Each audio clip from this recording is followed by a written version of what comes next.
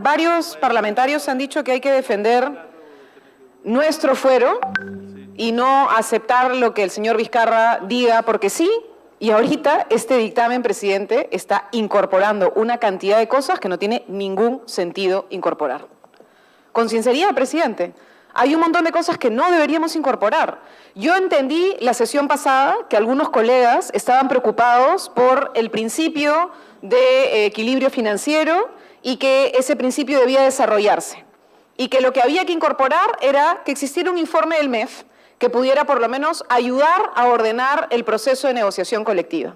Pero de eso, colegas, hemos saltado a aceptar un mecanismo que en la práctica podría anular la negociación colectiva. Y entonces ponemos el título Ley de Negociación Colectiva, pero al final terminamos reduciendo un conjunto de cosas. Por ejemplo, la observación del Ejecutivo decía que querían el informe económico del MEF, pero no decía que se anulara el antiguo artículo 13 de Derecho a la Información. Y ahora se ha anulado el artículo 13 de Derecho a la Información, donde hay elementos básicos que no tiene ningún sentido que se hayan eliminado, presidente. Ojalá el antiguo artículo 13 de Derecho a Información, que son elementos centrales que necesitan las centrales sindicales para poder entrar en una discusión de negociación, la puedan tener. ¿Por qué vamos a negarles el derecho a la información? Entonces sí solicitar que el antiguo artículo 13 vuelva a incorporarse, presidente. No tiene sentido que se haya eliminado.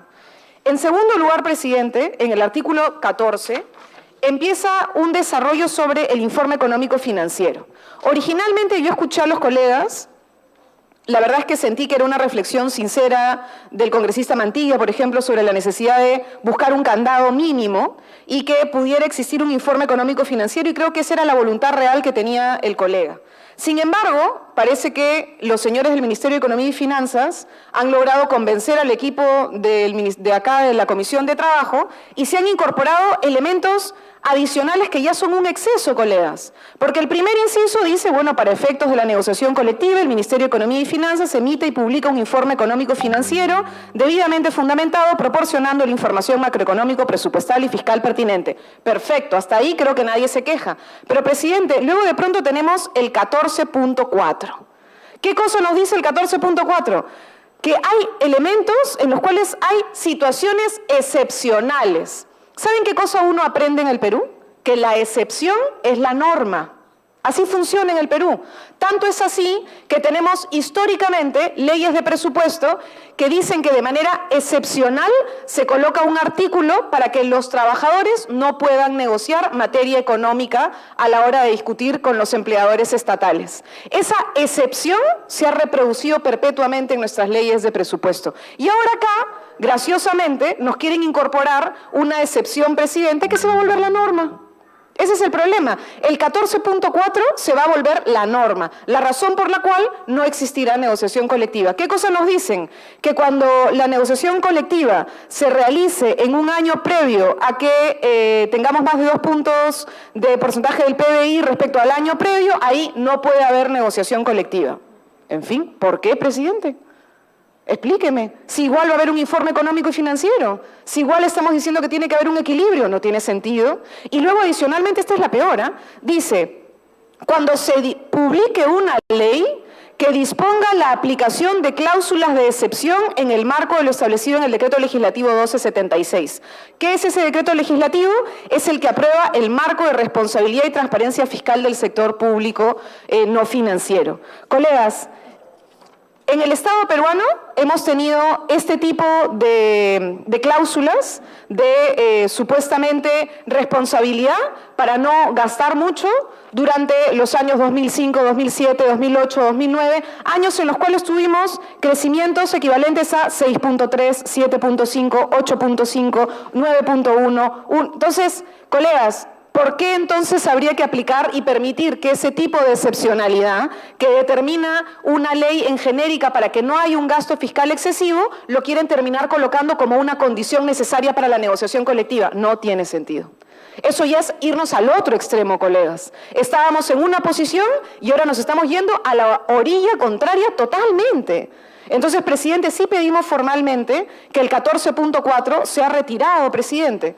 No nos parece que ese artículo esté ahí porque ahí de alguna manera lo único que se hace es plantear y decirle a los trabajadores que tendrán que irse otra vez al Tribunal Constitucional.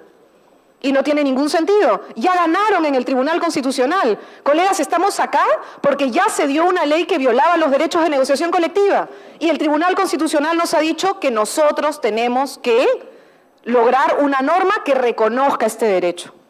Luego el artículo 15, presidente, se ha incluido una palabra, y la verdad es que es sorprendente.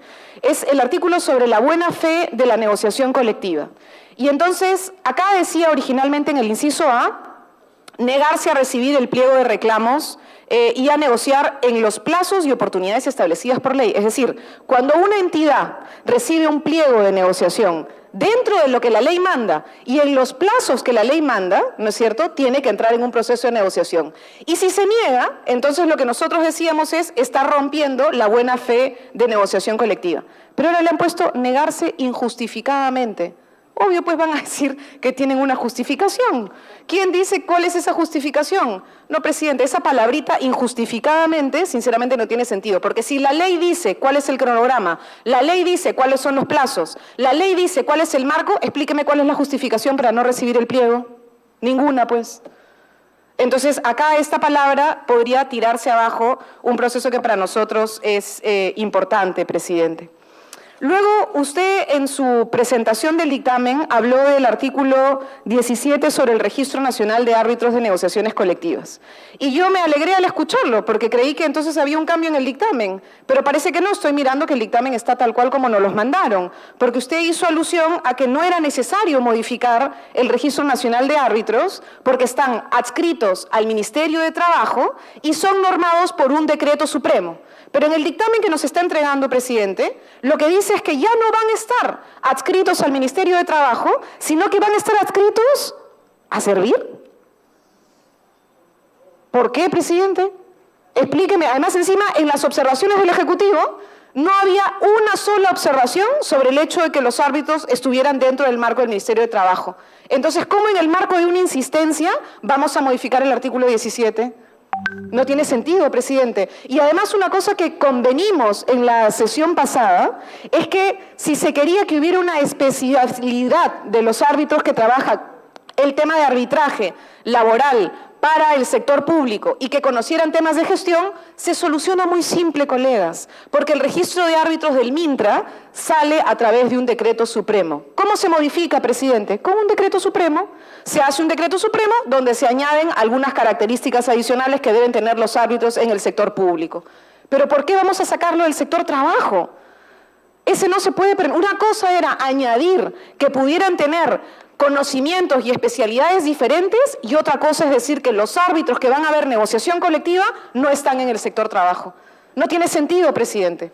Estamos desnaturalizando la lógica de un proceso arbitral. Y en ese sentido de desnaturalizar la lógica de un proceso arbitral, se pone la impugnación de laudos, nuevamente, razón de nulidad. Artículo 20, presidente, inciso A. ¿Cuál es la famosa razón de nulidad? Dice que esta cláusula de nulidad es cuando se contraviene la información contenida en el informe económico y financiero. El informe económico y financiero, presidente, es un informe de parte, es el informe del MEF. Señala un conjunto de marcos, sí, pero el Tribunal Constitucional, ¿qué cosa es lo que dijo? Ojo, porque lo que hay que hacer es cumplir el mandato del TC. El TC lo que dijo, presidente, es que lo que hay que cuidar es el equilibrio presupuestal. Y no necesariamente un informe únicamente hecho por el MEF, presidente. Entonces, nosotros estamos tratando acá de anticiparnos a decir que el proceso arbitral no funcione, se quiere anular la posibilidad de que los trabajadores y las trabajadoras vayan a un proceso arbitral, presidente.